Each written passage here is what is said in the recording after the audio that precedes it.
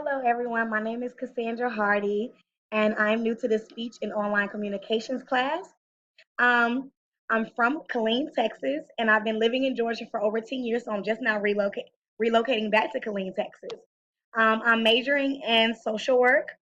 I found out about Troy University through one of my cousins. She attended Troy. She told me all about it because Alabama is directly next to Georgia. So that's how I found out about it. I look forward to working with everyone and this experience because I'm kind of shy about speaking in front of people and recording. I don't have any children.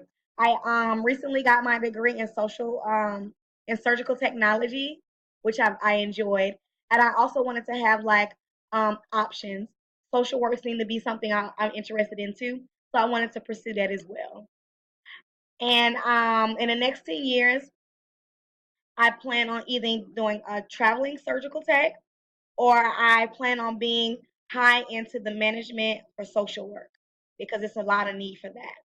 So I want to thank you for letting me talk to you all for a little while, tell you just a little bit about me. It's not that major, but like I said, I'm a little nervous about this, but I'm excited and thank you everyone for your support and listening and you have a wonderful evening.